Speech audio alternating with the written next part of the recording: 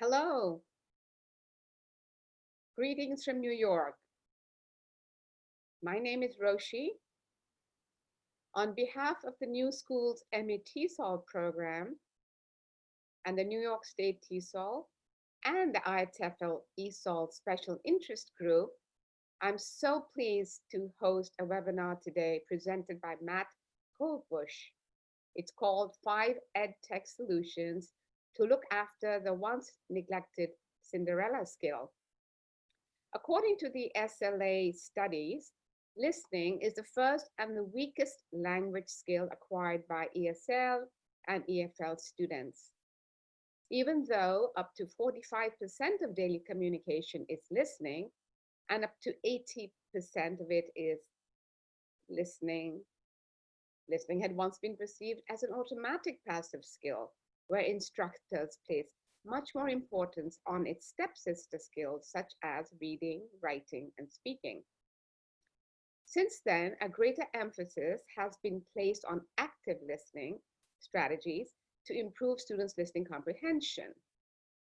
In this interactive presentation, Matt will dive into technological solutions that are backed by best practices in an effort to look after and strengthen active listening. Matt Kolbusz is a certified TESOL instructor currently enrolled in the the New Schools MA TESOL program in New York City under the director Leslie Painter Farrell. Matt also teaches in the Queens Public Library here, home to 800 plus languages. With a background in ed tech, he applies his keen eye in educational technology, curriculum development, and course design in hopes to save prep time and heighten student engagement with invigorating experiences both in and out of the classroom. Before I hand over to Matt, just a few housekeeping items. Please do type in your questions into the chat box at the bottom of your screen, and Matt will answer them at the end of the webinar. Please address your questions to everyone or all panelists and attendees, and we will get to them. Thank you again for joining us. Hope you're safe, and let's enjoy the webinar. Over to Matthew. Good afternoon or good morning. Thank you so much for the warm welcome, Roshi. It is an absolute pleasure to be here. Welcome to the New School TESOL, the ITFL Special Interest Group, as well as New York State TESOL. It's an absolute pleasure to be back to do another webinar for everyone, this time focusing around the Cinderella skill. I would love to warmly welcome everyone to go to a Padlet that I have created. That Padlet can be found at bit.ly/listening 5052020, May 2020. I'm going to go ahead and also share this in the comments as well. Go to the chat, all panelists. Actually, let me go to all panelists and attendees. There we go. This can be accessed either on your mobile phone or on your desktop as well, and it'll be really helpful as we have some engaging aspects of the presentation as well. I'm going to go ahead and move over to the Padlet where I will dive deeply into our agenda. But prior to the agenda, I'd love to get our brains warmed up. I'd love for you to share on the first discussion, which you can write down below in the comments, which is, the question here is, how would you explain the process of absorbing information via listening? I know that's a very loaded question, but whatever strings of thoughts that you have are deeply appreciated. I'd love for you to contribute in the comments. The comments that you do put in the comment box will appear anonymous, so I do appreciate if you could put your name just so I can give you a shout out. And I'd love to read some of your responses. So this can be found on the Padlet, first post.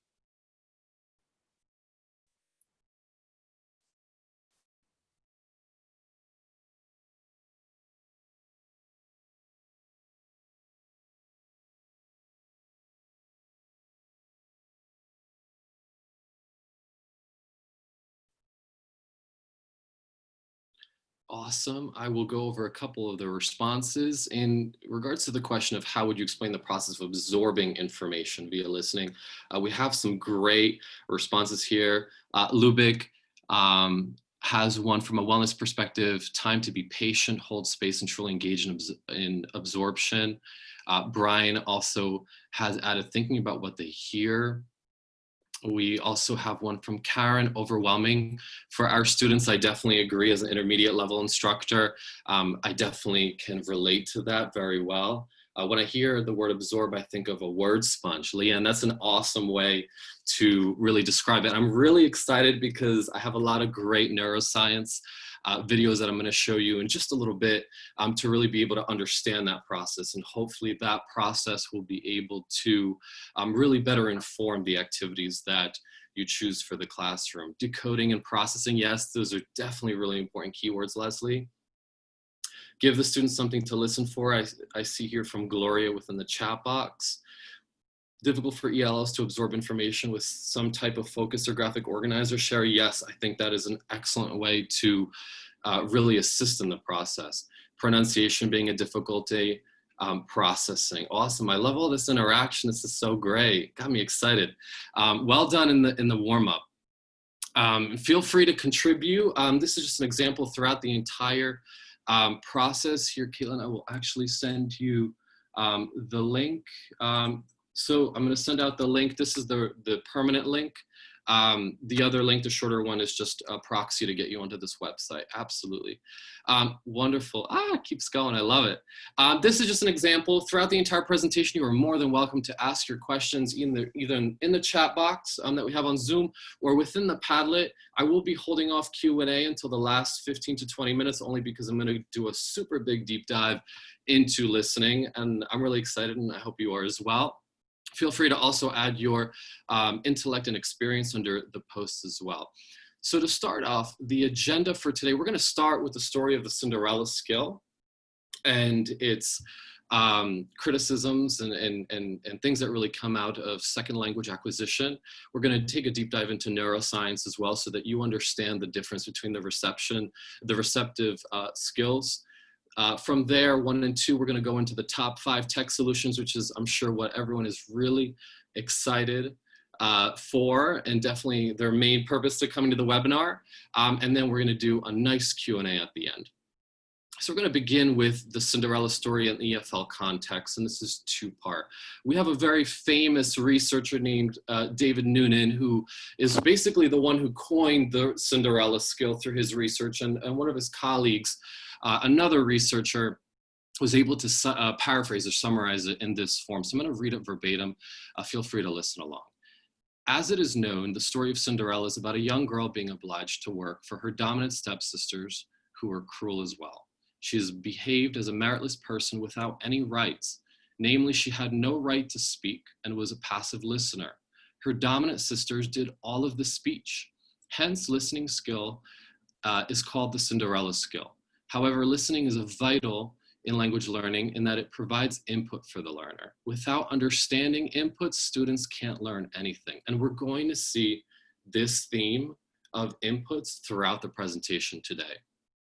How does this relate specifically in the EFL and English language arts curriculum for K through 12? What's really interesting, there tends to be this neglect that's not done on purpose, but rather from a misunderstanding or a misconception that listening can be, for example, assumed to be latched on with speaking.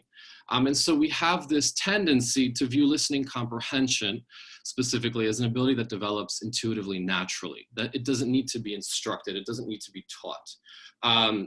We've made a lot of progress in the last 5 to 10 years in really understanding this, and we really need to be a little reflective on the practice in our day-to-day classrooms. So you may ask, well, who is the elder stepsister here? Well, it's speaking is one of them, and definitely the one that's gotten a lot of prominence. A lot of us work in programs where at the end we are evaluated through a Best Plus, for example, on the ability for the student to be able to produce language. It's always been the number one, really the production skills. And so today we're going to understand a little bit more about the connection with the receptive skills.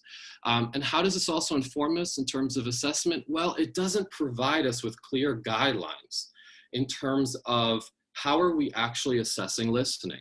If we don't have clear guidelines in the classroom for teaching specifically listening skill strategies. So these are all of some important things that are around the Cinderella skill that I would want us to remember throughout the process. And we'll take another look at the second hand as well here to be able to really connect the dots. Before we go along any further, I'm gonna just double check the time here, really great. I want us to take a step back and really understand through neuroscience what listening is and the difference between hearing and listening and what parts of the brain are involved when we're looking at receptive skills. This is a really cool video that I'm pleased to share from the Aliyah Medical School. So I'm going to go ahead and play just a fraction of it for you, a segment, so that you can better understand the process. So here we go. I'm gonna make this larger. Please enjoy this short segment. The ability to understand language and produce speech is associated with several areas of the cerebral cortex. Basically, spoken language is first perceived in the auditory cortex, while written text or sign language is processed in the visual cortex. This information is then sent to the Wernicke's area in the temporal lobe, where it is matched against the person's vocabulary stored in the memory. This is where meaning is assigned to words and language comprehension is achieved. The signals are then transmitted via a bundle of nerve fibers, known as the arcuate fasciculus, to Broca's area in the frontal lobe. Broca's area is responsible for production of speech. Output from Broca's area goes to the motor cortex, which controls muscle movements necessary for speech. I'm going to pause right here. Awesome. I know this is a lot of information, and I'll reference some of this in much broader and simpler terms, but something that I want you to focus on here is when we're looking at the receptive, when we're looking at reading, we're really looking at visual stimuli. That's really affecting the back of our brain, really this last region. And when we're looking at listening, it's coming through the ear, but it's actually going to another part of the brain. So we're dealing with different pathways here.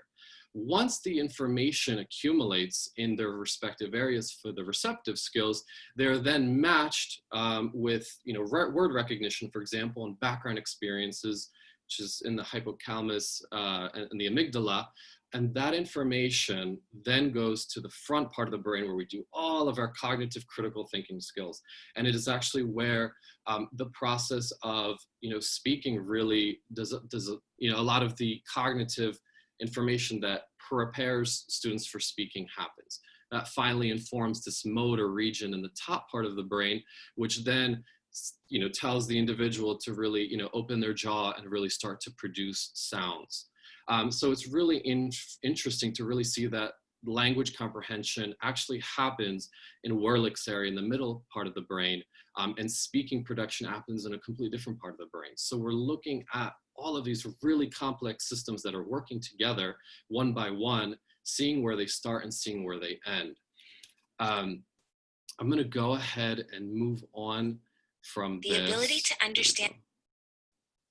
So just to recap, the video that you've just seen is really very detailed in regards to the stages of the listening. But again, to review, we have the receiving through the ear, then we have the understanding, which happens in the respective receptive to the mid part of the brain, Wernicke's center, and then the remembering, which happens also in a midbrain region called the amygdala hypothalamus, the evaluating, which happens from there, the mid part of the brain to the front part of the brain, and then alerting the middle part of the brain to start to produce some type of feedback. So it's a really complicated system. And one of the questions you may ask, well, Matt, what's the speed? And I think it's important to really look at this so that you can start to see the difference between reading and listening acquisition. We've already learned that it's happening in two different parts of the brains where information is coming through the receptive skill. And I promise you this is all related to, yes, the Kalmus, yes. Cannot pronounce that word. What a doozy. So yeah, so here we're going to look at the speed, which I think is really interesting to note as well. Complex when you think about it. One of the other really amazing things is how quickly our brain processes language. So by the time I get to the end of a sentence, Hold on. You will have heard sounds, mapped them onto representations in your brain of those sounds. I see where this is happening. Okay, I want us to go to YouTube just so we can see this. There we go. Ordered the sounds into words, ordered the words into a sentence, and extracted a meaning. So we do that on the fly as we're going. And any of those processes can break down. Now that we have brain imaging, we can actually start to look at language as it's occurring in the brain. So this gives us a huge opportunity to understand why it breaks down and how we might eventually treat it then. So this is an example of someone hearing a word.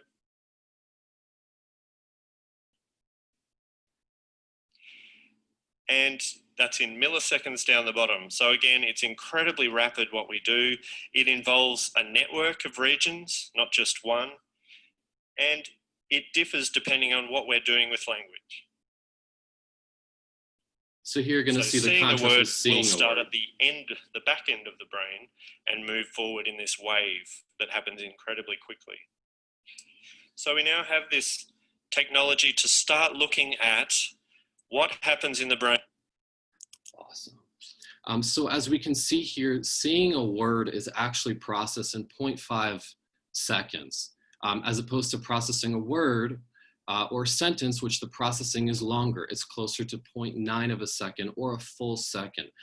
Those time differences definitely inform us in really lesson planning and being able to place a greater focus on really teaching listening skills so that students are able to, use more of their complex processes to, understand oral communication. From speed, I wanted to transition over really into the skills that are happening here. The skills, once this processing happens and now we're in the center of the brain, really connecting what we're hearing to, word recognition or previous experiences, we're really starting to take that information and employ these critical thinking skills, such as recognizing literal meaning, understanding vocabulary, making inferences, identifying the main idea, summarizing content, determining point of view, analyzing reasoning, and finding evidence. And I'm sure you're very familiar with these. They're always embedded in assessments and also should be looked at in the tech that we're going to see in a little bit.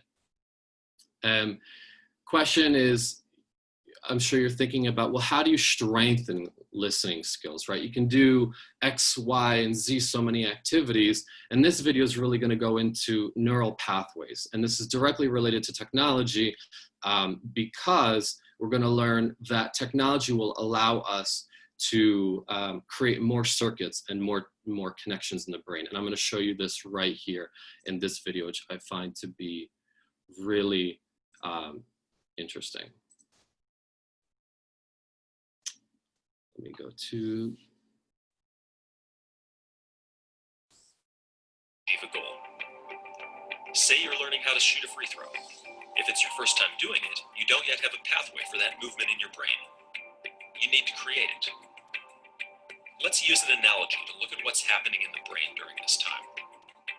When you're first learning, your brain is like a forest full of trees and dense foliage, with no clear pathway between point A and point B. As you learn the mechanics of shooting a free throw, you create a trail through the forest. Now you can shoot the free throw because you've created that pathway in your brain, but you probably don't make many shots because it's so new. The pathway isn't very clear yet. In order to improve your free throw, you need to refine and strengthen the free throw pathway in your brain.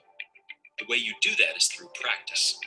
Practice gradually widens the trail through the trees, turning it into a dirt road between A and B. You're starting to get pretty good now. You're making more free throws than not. You don't have to think about the mechanics as much. That's because the pathway gets stronger after each practice rep. and you've done a lot of reps. With even more practice, the dirt road turns into a paved road connecting A and B, allowing information to be transmitted at a faster rate. Now you're a 70% free throw shooter, and when you step up to the line, you don't even have to think about it. Eventually, with enough practice, what started as a trail has become a full-blown highway. Now you're a master, draining almost every free throw, and the movement is completely second nature. Scientists call this plasticity, and it's your brain's innate ability to create and strengthen connections between neurons. These connections are the path through the forest. Halo Sport. Awesome. You're probably asking me, Matt, why didn't we just watch a video on basketball? This is actually a learning principle that applies to all types of language learning acquisition. And what I wanted to highlight here is that technology is allowing us to be able to have students be able to practice specific listening skills, per standards and listening critical thinking, to be able and have students be able to receive feedback in real time immediately. Each time the student is engaged in a listening critical thinking point, whether it's in tech or even an activity, the quicker they're able to get feedback and assessment, they're able to then channel a full neural pathway in their head, in their brain.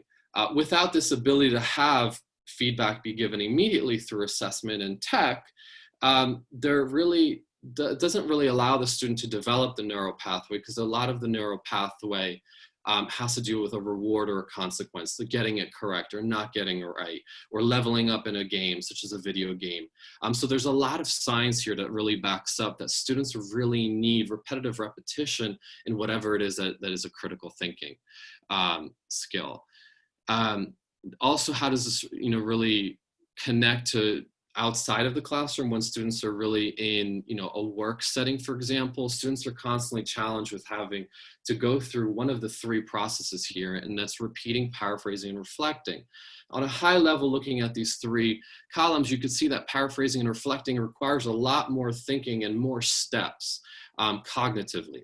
And so we do want to afford these opportunities in the classroom to be able to paraphrase information that's been listened to, or really reflect and pose critical thinking questions based off of some type of audio or oral instruction. And so these are really three key important aspects to really be able to develop active listening, both in the classroom and out. Sticking on the side of work, for example, is an interesting study that came out in 2014 from a survey that was given out to hires and recruiting companies. And that's, what are the skills that are demanded in the workforce? A lot of our students are using the skills that they're learning in our classrooms to then go abroad and get better jobs or go to an academic setting. And it's really interesting that if you look on the graph here, you will find in the bar graph that listening skills is number 2. And it follows speaking, oral communication, but it comes before writing communication, as well as some of the other skills that may be perceived as being more important. So this is something that as instructors, we really need to inflect on incorporating activities that really focus on those listening neural pathways in our students' brain, to be able to, allow for students to get more comfortable. It is a much more rigorous and complex process in the brain, and that's why our students do tend to struggle with this skill in particular in the classroom. There's a lot of features that affect this, and I'll go into some of those features. Actually, we're right here. What comprises of listening, right? We're talking about listening skills. We have this umbrella, right, called listening comprehension. And underneath the umbrella of listening comprehension, we have oral language communication, which oral language communication, if I had to basically simplify what you're seeing in front, is really being able to take the language and just look at the words as if they were typed on a piece of paper following a conversation. You're looking at syntax and pragmatics, discourse, phonology, and you're really focused on the elements of language. But where listening comprehension, the umbrella in which, has oral language comprehension underneath it, listening comprehension is the umbrella that incorporates not only the oral language comprehension, which is the grammar, the language, and all that we teach in the classrooms, but these other cognitive processes and non-linguistic inputs like noise, music, accents, dialects, yes, bottom up and top down processing as well. So this is definitely something that needs to be more of a, I know some more meta, cognitive meta linguistic element of teaching, but really understanding that this is a skill that requires more support from an instructor.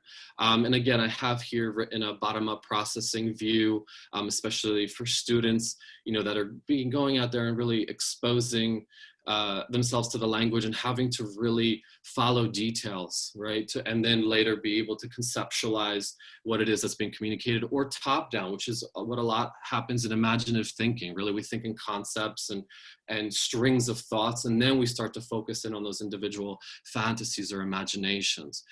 So this is, a little bit more about listening. And I'm going to wrap up almost on this section for second language acquisition. Let me just double check the time. Second language acquisition insight. Listening comprehension is really crucial for our students' development. Why and how? Well, one, for differentiated instruction, right? Our less proficient students need more visual aids, right, to support. So there's going to be a little bit more support from really the neural pathways that are being used for reading, right? Because reading is looking at visual stimuli. And then once our students start to feel comfortable, right, with comprehensive input, they can start to really adapt to more challenging materials such as audiobooks and podcasts. And I'm going to touch on that tech in a little bit, I promise. Then another reason for the importance of listening comprehension, designing interventions, okay? It's really important to be able to measure phonological skills, especially for readers that could be at risk. So you're starting to see this connection between listening and reading, really. And it starts a lot of times with listening. And then using it also to select screening and progress monitoring tools. And it also informs us about, accommodations that we need to make for our teachers, for our students. It's very interesting that in order to diagnose dyslexia or to start to see patterns in ADHD, it's very interesting that researchers and professionals use listening comprehension to be able to diagnose the support the student needs. So it's very interesting. And the last point, assistive technology, it could be in the realm of aids, visual aids or some type of audio aid to help a student that may have some sort of an impairment, or it could be a technological invention like we're gonna come to, about being able to really customize to the student's level and really be able to give them what it is that they need to be able to continue to level up. As Roshi has taught us at the beginning of the hour, 45% to 50% of daily communication is listening, right? And up to 80% of classroom interaction is listening. And I know you may make the argument and say, well, Matt, 80% is too much.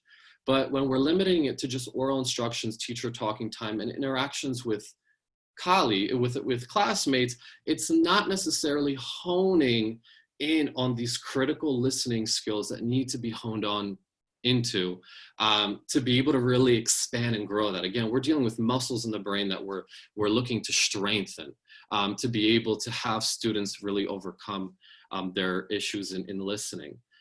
In two types of readings, two different types of models from 1990 and 2011, it has been proven that listening comprehension and word recognition are essential to have a foundational reading comprehension level. Okay, so if you are not good in listening comprehension and you have trouble with word recognition, you're not going to do well in reading comprehension. So we're starting to see this bridge here, between listening and reading. There is a lot of support that focusing on listening will support good reading comprehension.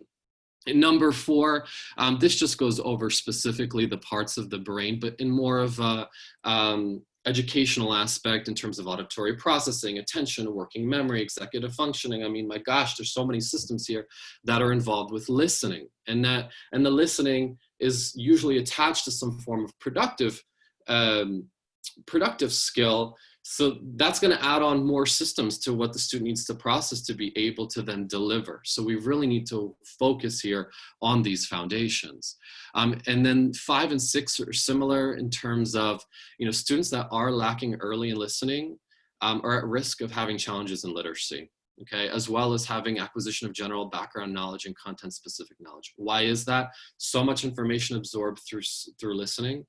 And I think number 6 really adds support to the previous quote. Without adequate listening input, it is more likely that individuals not accomplish long-term goals, and the perception of the world and interpretation of experience occurs through listening. So there's this heavy weight in society on listening, right? Because it's naturally how we learn growing up. Though, look, I just caught myself using naturally. In the educational environment, in classrooms, it's important to really hone in on how do we further strengthen these critical thinking skills to be able to process more complexity, especially on the street, especially when there's that background noise, especially when there's dialects and accents, and really being able to foster comfortability in this skill. It's a huge task. Importance, here are 3 studies about listening skills. Number 1 here we have, the umbrella here is that the listening skill has been proven in research to have a huge positive effect on reading, writing, and speaking. So you're not in the dark when it comes to, do I need to now abolish what I've been doing? No, but you may want to pivot to incorporate more listening activities that will then, thanks to the brain, start to affect the areas that involve reading, writing, and speaking. And here we've learned in number 1, listening instruction skills improve preschoolers' phonological awareness. Is a study that was conducted in 2006. So it's interesting to really see, even at the basic literacy within here, it was conducted with the English language to really start to see this connection. And okay, if our toddlers and preschoolers can start to really pick away and understand listening, it has a positive effect on their phonological awareness and therefore in reading. And number 2, this really backs up a previous study here in middle school, found out that listening skills instruction improves their reading comprehension. And then further along, it also provided some insight that listening and reading stories at the same time lead participants to improve their reading comprehension and performance. And we tend to do this in music closes a lot, and I will get into that in the second half of the hour here. So it's interesting that to match these neural pathways, we're not just, focusing on the listening center of the brain, but we're also focused on reading, really that having the visual aid of seeing the language in front of you in written form allows there to be even more input that goes into that center part of the brain that just collects information and matches it based off of, the blueprints and things that the student has previously learned. And then in number 3 here, we see here that, listening skills have an increase in a positive influence on spelling. And this is really interesting. Starting from elementary all the way through academia, I haven't conducted these studies, but there is substantial research that supports that in students who have stronger listening skills, will actually be able to perform better in narrative and expository compositions, okay? Starting from the early grades all the way through. It's really interesting, this insight that has been really been able to kind of shine more light. That is the end for the second language acquisition aspect. I do have 2 checklists here that are more so like resources for you to see. This first one is very popular by Noonan and Mendelsohn about really what are the things that you're looking for when you're looking at a listening activity, just general listening activity. What are they looking for? How do you prepare them? Do you give them an opportunity for critical thinking? Do they understand what they're listening for and why? And these are the principles that you apply in your lesson planning and your strategies when you're really working with students. As we add tech, I promise we're really close to it. As we're adding technology, there's 6 things that I look for before I implement technology into the classroom. And these are the 6 items that I look at.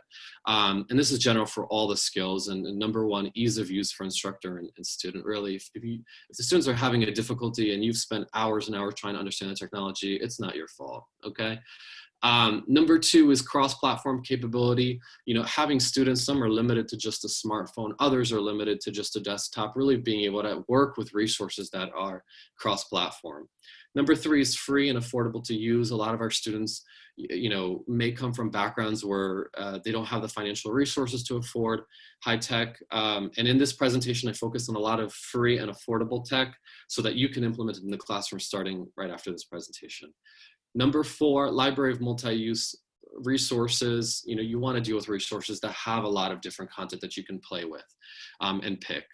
Five, this is very important, real-time assessment. Again, we want to form as many of these connections in their brain and strengthen it for each individual listening skill.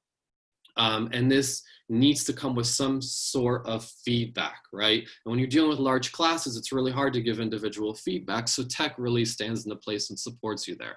And six is relevant, authentic, real life materials. Obviously, the student's motivation to learn is a critical aspect of listening as well. If they're shut off, they're just not going to process. It's different. In reading, you're more so forced to look at the written language, and you have a moment to be able to reread. And listening, a lot of the sound waves just kind of go away, or all of the sound waves just kind of disappear, and you're left with a memory of what you've heard. Hopefully by this point in the presentation, you've realized that listening is not a passive activity, okay? Unlike in the beginning where we learned the Cinderella skill, that there was this conception of listening being something a little bit more passive. Hopefully at this point in the presentation, you understand with all of the second language acquisition notes that we've gone through, as well as the videos on processing, really show you that the brain is working really hard here to be able to, you know, really support their listening and inform the other areas such as, you know, writing and speaking as well. So here we go. The 5 tech skills that you've been waiting for. Number 1, this is the time to say goodbye to your music closed paper worksheets, because we are now entering a time where, thanks to lyrics training, and this has been supported by many bloggers, and I get really excited about this too, my favorite artist, BB Rexa here, to be able to use this website. It's also an app, okay, where I'm gonna walk through the steps so you can see it. Essentially, what happens here, I'm going to show a YouTuber showing it, but I'm going to narrate over what he's saying as soon as we get through these ads. Awesome. So I'm going to show you the desktop version of this tech, and then you can also access it as an application as well. Or on your phone. This is a great resource that students can use at home, and you can also use in the classroom. This can be played as one whole class listening to the activity, or individually in groups, or everyone being one by one with their headphones. In a virtual classroom, it's a little easier because we have the space of everyone having the confines of their house to do this and not having, you know, audio be, you know, overflowing into another, you know, another person's experience. So what's great about lyrics training is that you can select, and he goes into really selecting the genre of music. And a lot of us have songs that we've already we've chosen for our lesson plans. Here he goes ahead to, you know, pick the language, which here he selected to learn Spanish. You can change that to English or whatever language that you're teaching, and then select the genre. He chose to go with, I think, either movies or soundtracks. Okay, he's chosen soundtrack. He then goes forward to selecting one of the songs. Once he selects one of the songs, he is able to select the gain mode, which is beginner, intermediate, advanced, and expert. I would double check before using this in your class to make sure the level is appropriate. But once he selects this differentiation, he is then able to, let's see, he'll click.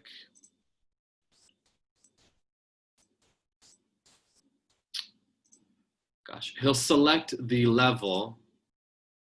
And then once he selects the level, he can choose the write mode, where students will actually write the words of the song, or choice mode, which provides multiple choice.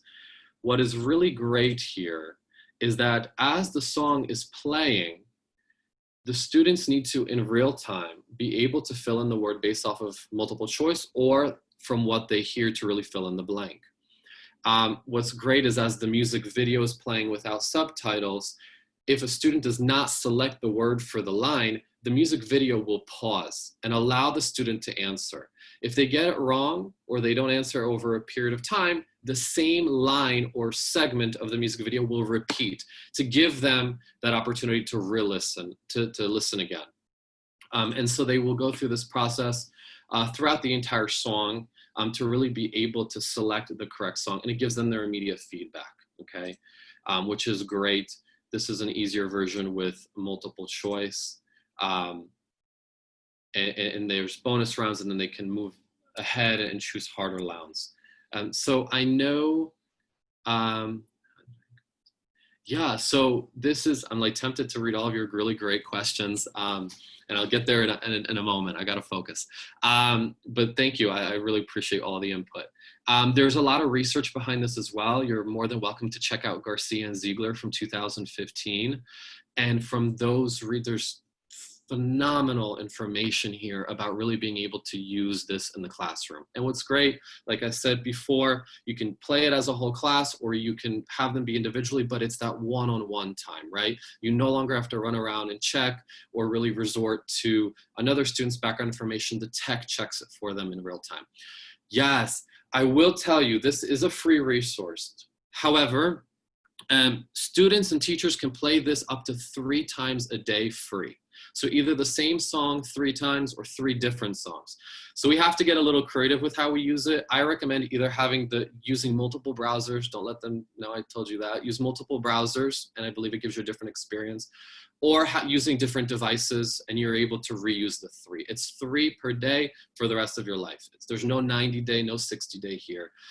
It's just up to 3 free, and then if you want something that's extremely customizable, where you're customizing a lot in the song, or you want endless use, then you would pay for the subscription fee. I've been using it without I've been using it the free version, and this has been really great to have students either work individually, in pairs, or as an entire class. It's fun and exciting, and guess what, guys? 0 prep time, because all you have to do is pick the song and the level. All right, maybe 3 minutes of prep time to be able to just run it through for you to check the day before. But once you're in the class, the technology will do the work for you. And I have the tutorial and walkthrough for you there as well. I have runner-ups for you as well. So in terms of other software that can be used, ESL courses and LyricsGap are free sites. It's not as great as Lyrics Training, only because it's just very Lyrics Training. You can tell by the experience, the website, and all of the bells and whistles. They're free, but you can use them as well. The second one that the second category and the second solution I have is the use of podcasts, okay? Podcasts provide a phenomenal opportunity to really teach the speaking skills. Why? Because you learn speaking through listening. And so by having students really be able to be focused on podcast communication between 2 or 3 or 4 people, they start to really develop, back channeling and those other strategies, those things that we use intuitively when we speak. I say intuitively, but we learned it at a certain time in our life. In the EFL context, it's difficult to learn speaking because you're surrounded in your L1, and L2 sometimes is just in the classroom. So it's harder to pick up on those cues outside of your teacher and students that are more comfortable in speaking. So this is a great way. I recommend learn English podcasts through the British Council for Beginners to Intermediates. Voice of America Learning English also has a podcast section that's great to use to be able to use either the app or the website. And both have an app, both have a website that you can use for that to really develop their listening skills. I do have runner-ups or alternatives to podcasts here. So if you don't find what you're looking for in the top solutions, here are my recommendations. These have been approved by other bloggers, as well as me really reviewing to make sure they're quality resources. And I have more information down below that provides more tips. But again, most of them have apps and all have a website, and you can assign them as homework as well. Okay, this next section, dictations and dictoglass, I think is a phenomenal technique in the classroom. So how can we have it work in technology and really be able to have tech help us along in this process? Well, We're not quite there yet. Dictations can be done because it's a regurgitation of information. Dictoglass is a little bit more sophisticated and uses upper level, but I'm really hopeful that in the next 5 years, we will be able to have systems where students are able to summarize or paraphrase information and have the computer be able to check it. I know it sounds wild, but there is advertising technology which leads the tech industry that can scan pages and really be able to have a human understanding of the messaging. And that's proven with how ads are placed, right? Ads for medications will not be placed next to a Kim Kardashian article, even though they're talking about her possibly having a particular illness. It's smart enough to be able to follow criteria and understand pragmatics. And these are systems that have been learning for 10 plus years. There's that in dictations. I do have one source here and some following ones underneath that are great to really start and be able to assign as homework and allow students to get that feedback on dictation specifically. One recently that I employed was Accent Rosie. So this is actually an app that's free. It links with your Facebook Messenger, and Rosie speaks to you every day. It's crazy. You wake up, she speaks to you, and she asks you to write what she said. And I use it, it's awesome. If you click on this video, I show you what my exercise from this morning. It's really short, she's very friendly. And she asks you to write the audio that, that she says. And she's able to, by your responses, understand if you're beginner, intermediate, advanced. And if she feels you're more advanced, she'll even ask you to ask you for your feelings on really your comfortability level as well. So she works with you. It's really interesting. Rosie is really smart. I think she's a little bit smarter than I. So check out Accent Rosie. She's more for self-study as opposed to really connecting it to your lessons in the class, but a great resource for students that really want to continue developing listening. And here's some other dictation sites that I've reviewed. Though the websites may seem like they're from 5 or 10 years ago, the content and the assessment is actually really good. And if it doesn't provide instant feedback in terms of correcting, it will show you the answers at the bottom of the page. Moving over to audio-based lesson plans, which is more difficult than the video-based lesson plans, only because you're really only using those neural pathways in audio. You're really challenging the student to really work on those areas. And so elo.org, and everyone's familiar with Randall's ESL Cyber Listing Lab, comes up top. Randall's ESL Cyber Listing Lab upgraded their website, which is great, from a while back. And elo.org continues to provide really great audio and video, practice vocabulary, completing a quiz, and even having that transcript. As we learned from previously, being able to read and listen as a part of an activity is very helpful for their comprehension as well. So I definitely recommend, really looking at Elo and Randall's ESL Cyber Listening Lab. Both have lesson plans that you can then incorporate in the classroom to really be able to hone in on those skills. I have runner-ups as well, alternatives here to just audio-based platforms. I'm sure a lot of these are based off of your, a lot of these websites are great based off of the level. In terms of levels, I find that a lot of these websites have like a beginner, intermediate, and advanced for you to be able to peruse at the level that you're teaching. I have some runner-ups here.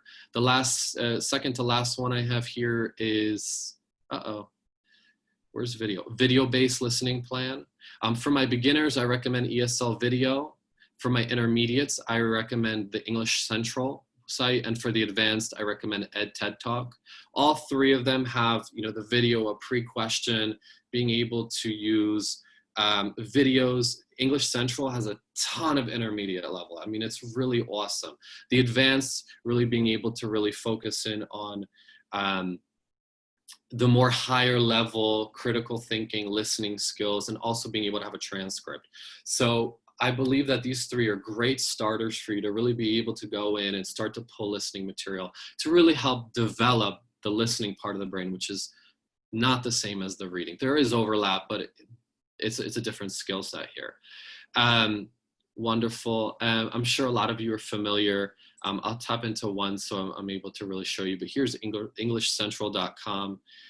They have a lot of great videos that you can be able to press. It's a newer website. Don't be discouraged. Yes, they have a option. They have, they want to get your money through the tutoring services. However, everything leading up to the tutoring session for each lesson is free. So you can assign this work to your students. They can complete it and get help with a private tutor is the last part, and they don't need to participate in that because they have you or a colleague, a classmate. So here's a really great use for a ton of intermediate. I mean, I was amazed. It was harder to find beginner and advanced level content. I mean, there's so much on intermediate. And they curate all of this for you. And then my last one, and I'm going to be open to questions. The bonus. Nothing in tech will ever replace that interpersonal two-way interaction that you have with another human being, unless it's Rosie, which is the AI that speaks to you through the messenger, but even she can't help you on more complex issues. There's limitations. Some of the tactics that I've employed outside of listening skills is, sending my students to the weekly conversation roundtable. I even have one for my entire level at Queens Public Library. I'll teach multiple sections and I'll have everyone just kind of come together to really be able to hone in on receptive skills and being able to communicate and allowing the conversation to just go, based off of the topic or whatever the student wants to practice. There's a lot of great material there. Also, I have a Telegram,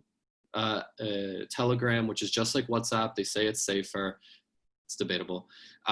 I shouldn't probably say that. I'm sure there's research out there. But having a WhatsApp group and Telegram group for your class is important because it allows you to have those touch points during the week where you can then voice, and in both of these apps you can do this free, send a voice recording to your class, have them listen, and then respond with speaking or writing. What's great about Telegram is you can create a class group that's separate from your personal stuff. And they're able to just enter in, you send them the link, the code, and they enter into the Telegram app. And, you're able to really have those types of conversations.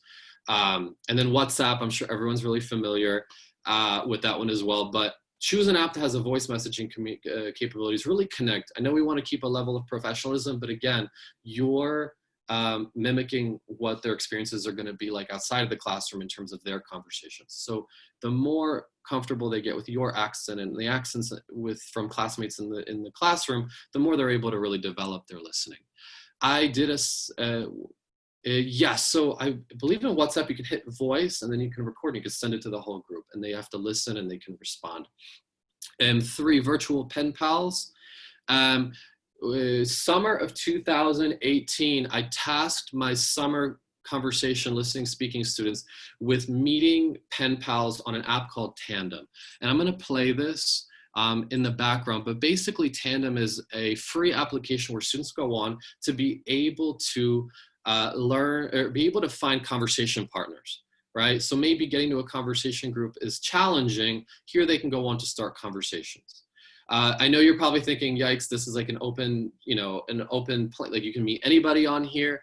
Yes, my students actually had a lot of great positive result come out of this, but it provides for an opportunity for you to speak with other people that are wanting to learn English around the world or any language to that meaning. I had my students do a circle of 5 activity where I asked them to, pair up with, 5 people.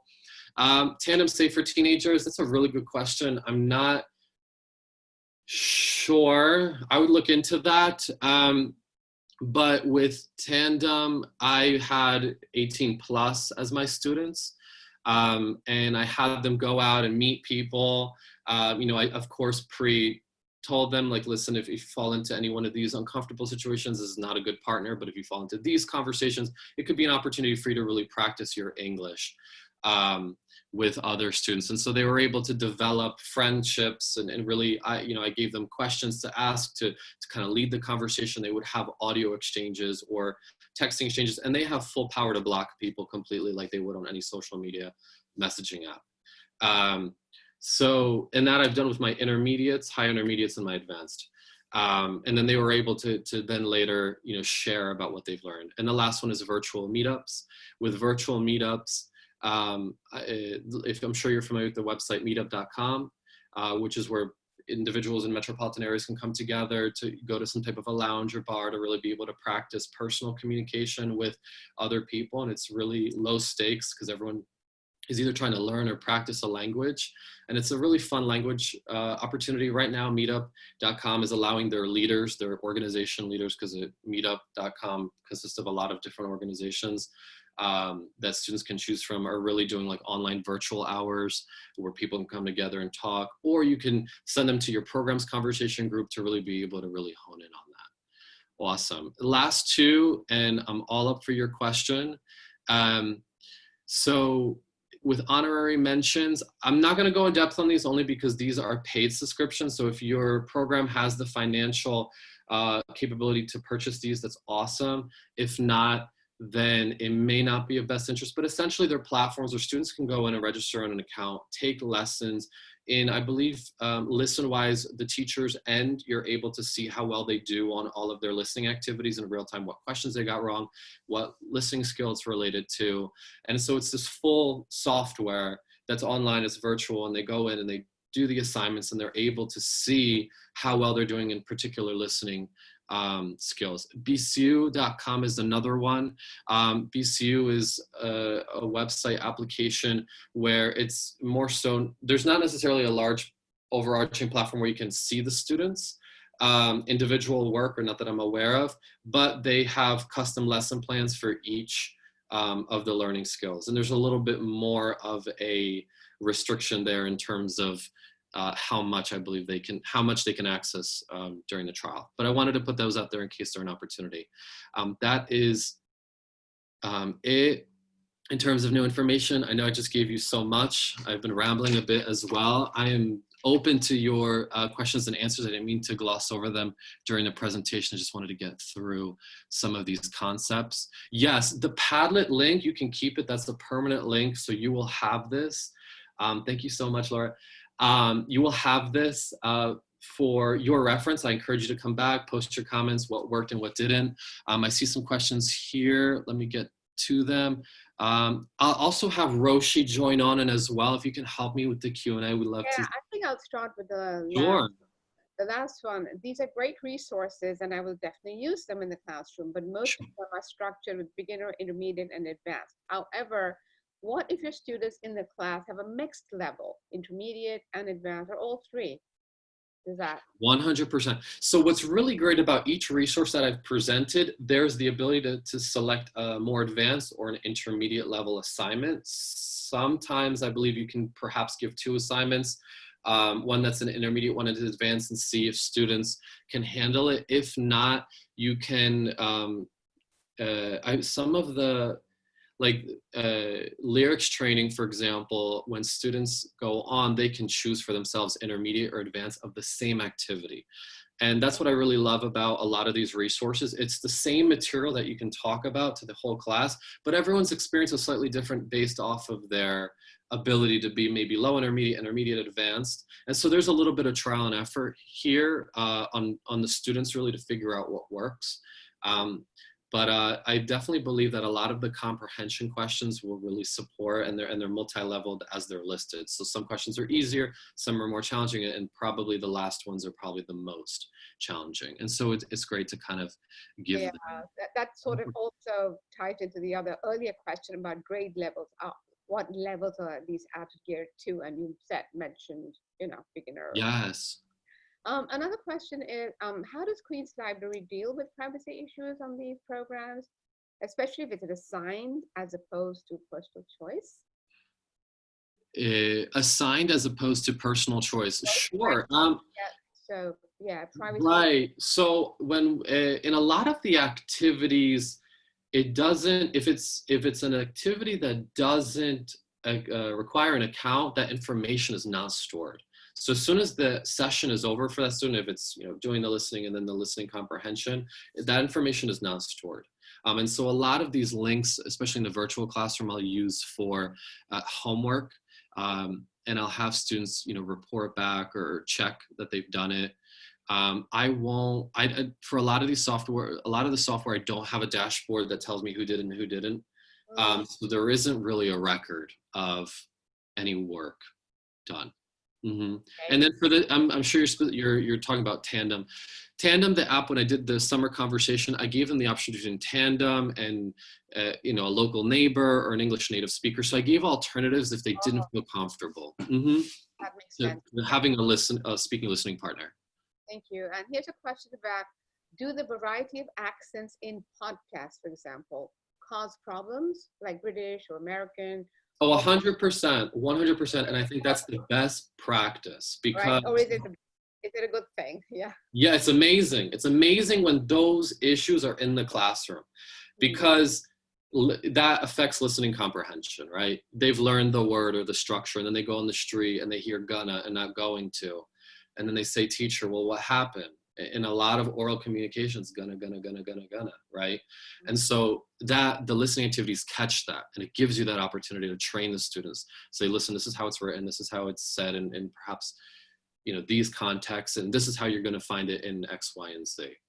Yes, I think this person was specifically asking about British and American accents. So Sure. yes.